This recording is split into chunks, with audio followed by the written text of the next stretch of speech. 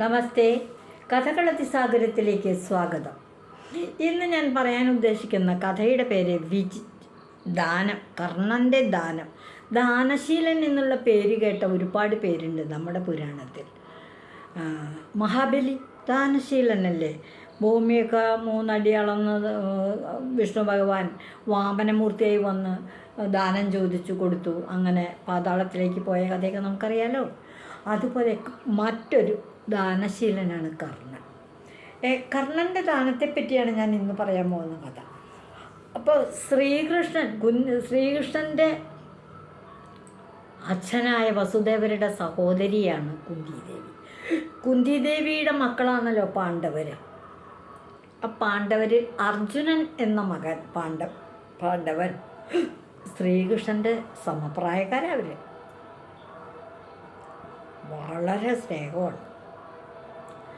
പാണ്ഡവരിൽ വെച്ചിട്ട് ഏറ്റവും സ്നേഹം അർജുനനോടാണ് കൃഷ്ണന് എന്ന് നമുക്ക് തോന്നിപ്പോവും പല കഥകൾ കേൾക്കുമ്പോൾ. പക്ഷെ അതേസമയം അർജുനനൊരു പൊട്ടിക്ക് അഹങ്കാരിയാണ് എന്നുള്ളൊരു തോന്നലും കൃഷ്ണനുണ്ട്. അവർ തമ്മിൽ ഇങ്ങനെ കൂട്ടുകാരായിട്ട് ഇങ്ങനെ നടന്നുകൊണ്ടിരിക്കുമ്പോൾ അപ്പോൾ കൗരവപക്ഷത്തുള്ള വളരെ പ്രശസ്തന ഒരു തേരാളി ആണല്ലോ കർണൻ. മഹാഭാരത കഥകൾ പറയുമ്പോൾ കർണൻ്റെ കഥകളൊക്കെ വരും. അപ്പോൾ വാസ്തവത്തിൽ കർണൻ ദാനശീലനാണ്. കർണനോട് ആരെന്ത് ചോദിച്ചു ദാനം കൊടുക്കുന്ന ഒരാളാണ്. അംഗരാജ്യത്തിൻ്റെ രാജാവുമാണ്. അപ്പോൾ ശ്രീകൃഷ്ണനെ കർണനെ പറ്റി നല്ല അഭിപ്രായം. വില്ലാളി വീരനാണ്, അതീവ സുന്ദരനാണ്, തേരാളിയായ അധിരഥനാണ് എടുത്ത് വളർത്തുന്നതെങ്കിലും, രാധയാണ് എടുത്ത് വളർത്തുന്നതെങ്കിലും ക്ഷത്രിയരെക്കാളും അർജുനനേക്കാളും, സത്യം പറഞ്ഞ അർജുനനേക്കാളും കേമൻ തന്നെയാണ് കർണൻ എന്ന അഭിപ്രായം കൃഷ്ണനുണ്ട്. പക്ഷെ അർജുനന് ഇഷ്ടപ്പെടുവാതെങ്ങാനും പറഞ്ഞാൽ പക്ഷേ ഇടയ്ക്കിടയ്ക്ക് ശ്രീകൃഷ്ണൻ പറയും, ഓ തന്നെയൊക്കെ എന്തിനു കൊള്ളാം, ഇതൊക്കെ കർണനാവേണ്ടിയിരുന്നു, ഇന്നതുപോലെയൊക്കെ ചെയ്തേനെ. കർണൻ ഒരു ദിവസം അവർ തമ്മിൽ സൗഹൃദ സംഭാഷണം നടത്തുമ്പോൾ എന്തോ ദാനശീലത്തെപ്പറ്റി പറഞ്ഞു. ദാനശീലത്തെപ്പറ്റി ദാനശീലത്തിനിപ്പോൾ പേര് കേട്ട ആരാളെ ദാനശീലത്തിൽ അത്ര അഗ്രഗണ്യനായിട്ടുള്ള ആളാരാ? ഇതത്ര സംശയം കർണൻ തന്നെ എന്ന് പറഞ്ഞു കൃഷ്ണൻ എടുത്തിരിക്കുക. ഈ കർണനെ അങ്ങോട്ട് കൃഷ്ണൻ പുകഴ്ത്തി പറയുമ്പോണ്ടല്ലോ അർജുനന് വരണ ദേഷ്യം കണക്കും കഴിയൂല. അങ്ങനെ ആയിക്കൊണ്ടിരിക്കുമ്പോൾ പിന്നെ കർണൻ ഒരു ദാനശീലൻ. കർണൻ എന്ത് ദാനം കൊടുത്തു എന്ന് പറയണേ, ആർക്ക് ദാനം കൊടുത്തു എന്ന് പറയണേ എന്നൊക്കെ പറഞ്ഞു അർജുനൻ ചൂണ്ടിയിരിക്കുക. നമുക്ക് അടുത്ത ദിവസം തന്നെ അതിനൊരു പന്തയം വയ്ക്കാം. ഞാൻ പറയുന്നു കർണനാണ് ദാനശീലൻ, താനാണെന്ന് തനിക്ക് തോന്നുന്നു. കർണനേക്കാളൊക്കെ കയമായിട്ട് ദാനം ചെയ്യുന്ന ആൾ ഞാൻ തന്നെയാണ് എന്ന് അർജുനൻ പറഞ്ഞു. നമുക്ക് നോക്കാമല്ലോ എന്ന് പറഞ്ഞു. നാളെ രാവിലെ ഒരു സ്ഥലത്ത് വരുമെന്ന് പറഞ്ഞു. വേഗം അർജുനനോട് ചെല്ലാൻ പറഞ്ഞു. അർജുനൻ ചെന്നപ്പോഴേക്കും കൃഷ്ണൻ തൻ്റെ മായാജാലം കൊണ്ട്, നല്ലൊരു മായാജാലക്കാരനും അല്ലേ ശ്രീകൃഷ്ണൻ, അദ്ദേഹം ഒരു മല ഉണ്ടാക്കി. ആ മല എങ്ങനെയാണ്? സ്വർണ്ണമല. കണ്ടാൽ തന്നെ പടപളമിന്ന് രാവിലെ പ്രഭാതവുമ്പഴ ചെന്ന് ആ ചെങ്കതിരേറ്റ് സൂര്യൻ്റെ ചെങ്കതിരങ്ങോട്ട് ഏറ്റി ഈ മല സ്വർണം പള എന്തൊരു ഭംഗി കാണാൻ. എന്നിട്ട് കൃഷ്ണൻ അർജുനോട് പറയാം, അർജുന ഈ മല നോക്കൂ, ഇത് മുഴുവൻ സ്വർണ്ണ, ഇതാ സൂര്യൻ ഉദിച്ചു പൊങ്ങി വരണേ ഉള്ളൂ, പ്രഭാതം ആകുന്നതേ ഉള്ളൂ, ഇന്നത്തെ ഒരു ദിവസം മുഴുവൻ ഞാൻ തരാം.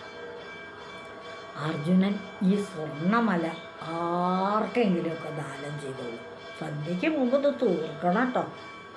അത് പറഞ്ഞേക്കാം, പന്തയം വയ്ക്കാം, തനിക്ക് പറ്റും എന്ന്. ഓ അതൊക്കെ എനിക്ക് പറ്റും, ഞാൻ കൊടുത്തോളാം. കൊടുക്കല്ലേ വേണ്ടു, ഇത് ഈ സ്വർണം മുഴുവൻ ഞാൻ മറ്റുള്ളവർക്ക് കൊടുക്കണം, അത്രയല്ലേ ഉള്ളൂ എൻ്റെ ദാനശീലം വലുതാന്ന് കാണിക്കാം, സ്വർണ്ണല്ലേ കൊടുക്കൂ എന്ന് പറഞ്ഞു.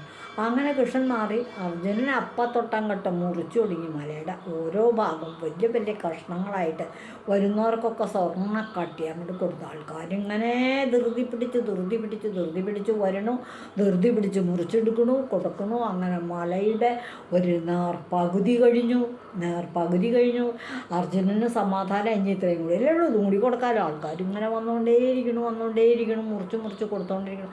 അങ്ങനെയപ്പോഴേക്കും ഉച്ച തിരിഞ്ഞു. മല അങ്ങോട്ട് കഴിയാറായി വീണ്ടും വീണ്ടും മുറിച്ച് കൊടുക്കും. അങ്ങനെ പറയുമ്പോഴേക്കും സൂര്യൻ്റെ പടിഞ്ഞാട്ടി ചെരിഞ്ഞു, ഉച്ച തിരിഞ്ഞ് അർജുനൻ വേഗം ധൃതി കൂട്ടി ദാനം ചെയ്യണേനെ. അങ്ങനെ ആൾക്കാരും വന്ന് ധാരാളം കൊടുത്തുകൊണ്ടിരിക്കുന്നുണ്ട്. അപ്പോഴത്തേക്കും സൂര്യൻ അങ്ങടെ അസ്തമിച്ചു. മല ഇനിയും ബാക്കി നിൽക്കുക, ദാനം മുഴുവനും കൊടുത്തു കഴിഞ്ഞിട്ടില്ല. അപ്പോഴേക്കും വന്നു കൃഷ്ണൻ വന്നൊഴിക അർജുന, അപ്പോൾ മല ഇപ്പം ഇനിയും ബാക്കിയുണ്ടല്ലോ, മുഴുവനും ദാനം കൊടുത്തിട്ടില്ല. ഞാൻ കൊടുത്തോണ്ടിരിക്കില്ലേ, ഞാൻ വളരെ വേഗം കൊടുത്തു, നാളെ വെളിച്ചാകുമ്പോഴത്തേക്കൊക്കെ കൊടുത്തു കഴിഞ്ഞാൽ അത് വേണ്ട, സന്ധ്യയ്ക്ക് നിർത്താം എന്ന് പറഞ്ഞു. അങ്ങനെ നിർത്തി. മുഴുവൻ കൊടുക്കാൻ അർജുനന് പറ്റിയില്ല. അപ്പോൾ എന്നാലും ഞാൻ ഇത്രയും പേർക്ക് കൊടുത്തില്ലേ, ദാനശീലം ഞാൻ തന്നെ ഒന്നാമൻ. അല്ല, നമുക്ക് കർണനെ ഒന്ന് പരീക്ഷിക്കാം, എന്നിട്ട് തീരുമാനിച്ചാൽ പോരെ. ആവാം എന്ന് പറഞ്ഞു. എപ്പോഴാണ്? നാളെ തന്നെയാണ് വന്നേന്ന് പറഞ്ഞു. പിറ്റേ ദിവസം രാവിലെ താനും കൂടെ വരണം. അർജുനനും കൃഷ്ണനും കൂടെ മറ്റൊരു സ്ഥലത്ത് നിന്നു. നമ്മുടെ കൃഷ്ണൻ ഒരു മായാജാലക്കാരനല്ലേ, അദ്ദേഹം ഒരു വെള്ളിമലയും കൂടി ഉണ്ടാക്കി, ഒരു സ്വർണ്ണമലയും കൂടി ഉണ്ടാക്കി, 2 മലകളുണ്ടാക്കി. കർണനെ വിളിച്ചു. കർണനോട് പറഞ്ഞു, ഈ പറഞ്ഞതുപോലെ പ്രഭാതം പൊട്ടി വിടരുന്നു, 2 മലകളും പളപള മിനുങ്ങ, എന്തൊരു ഭംഗി കാണാൻ സൂര്യപ്രകാശത്തിലെ ആ മലകൾ, സ്വർണ്ണമലയും വെള്ളിമലയും. ഇപ്പം സൂര്യ ഉദിച്ചിട്ടേ ഉള്ളൂ. ഈ മല മുഴുവൻ സ്വർണ്ണമാണ്, ഈ മല മുഴുവൻ വെള്ളിയാണ്. സന്ധ്യയ്ക്ക് മുൻപായിട്ട് ഈ 2 മലകളും കർണൻ ദാനം ചെയ്യണം. അതാണ് കാര്യം. ചെയ്യാമല്ലോ എന്ന് പറഞ്ഞു. വളരെ വിനയത്തോടെ കൃഷ്ണനെ വന്നിച്ചതിന് ശേഷം കർണൻ അവിടെ അങ്ങോട്ട് മാറി നിന്നു. അർജുനനുള്ള ആളെ പൊട്ടി ചിരിക്കുക. ഇത്ര താളം തുള്ളി നിൽക്കുക കർണൻ എപ്പോഴും. താളം തുള്ളി മേളം തുള്ളി നിന്ന പാടുപെട്ടിട്ട് തന്നെ സന്ധ്യ വരെ കഷ്ടപ്പെട്ട് മുറിച്ച് കൊടുത്തിട്ട് പോലും എൻ്റെ സ്വർണ്ണമല കഴിഞ്ഞില്ല. കർണനിവിടെ താളം തുള്ളിയും മേളം തുള്ളിയും വർത്താനവും പറഞ്ഞ് കുശലൊക്കെ ചോദിച്ച് ഇങ്ങനെ നിൽക്കുക. അങ്ങനെ നോക്കുമ്പോൾ അതിൽ 2 കർഷകർ പോകണുണ്ട്. അവർ പാടത്ത് പണി കഴിഞ്ഞ് ഇതിരി വല്ല വെള്ളം കുടിക്കാന്ന് വെച്ചിട്ട് അതുവഴി കയറി പോകണം. കണ്ടപ്പോൾ കർണനെ കണ്ട വഴിക്ക് അവർ കൃഷ്ണനെയൊക്കെ കണ്ടപ്പോൾ ആദരവോടെ തൊഴുതു. കർണൻ പറഞ്ഞു, ഇങ്ങോട്ട് വരൂ, 2 പേരും വരൂ സുഹൃത്തുക്കളെ, ചങ്ങാതിമാരെ, എൻ്റെ അടുത്തേക്ക് വരൂ എന്ന് പറഞ്ഞു. അവർ വിളിച്ചു. നിങ്ങൾ കാണുന്നുണ്ടോ ഒരു സ്വർണ്ണമല?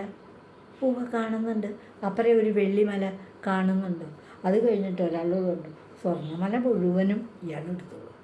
മറ്റേ ആളുകൾ പറഞ്ഞു, ഈ വെള്ളിമല മുഴുവനും ഇയാൾ എടുത്തോളൂ. 2 കർഷകർക്കും ഓരോ മല മുഴുവനായിട്ട് നമ്മൾ ദാനം ചെയ്തു. ഒന്നും വെച്ച് പങ്കുവയ്ക്കാനും പിടിക്കാനും ഒന്നും നിന്നില്ല. മേലിട്ട് വച്ചിട്ട് മുഴുവനും ദാനം ചെയ്തു കർണൻ. എത്ര പെട്ടെന്ന് കഴിഞ്ഞു കർണൻ്റെ ജോലി. അത് കഴിഞ്ഞ് കർഷകരങ്ങോട്ട് പോവുകയും ചെയ്തു. ഈ മല എൻ്റെ എന്ന് പറഞ്ഞ് അവരുടെ സ്വന്തമായി ആ മല കർണൻ അവർക്ക് 2 പേർക്കും അങ്ങോട്ട് കൊടുത്തു. വെറുതെ കൊടുത്തു, ദാനം കൊടുത്തു. അർജുനനോട് അപ്പോൾ കൃഷ്ണൻ ചോദിച്ചു, കണ്ടോ കർണൻ ബാക്കി വെച്ചോ? ഇല്ലല്ലോ. അർജുനനെങ്ങനെയാ അവിടെ ബാക്കിയില്ലേ? തൻ്റെ സ്വർണ്ണമല ഇനിയും ബാക്കിയുണ്ട്. ബാക്കി വെക്കാതെ മുഴുവനായും ദാനം ചെയ്തു കർണൻ.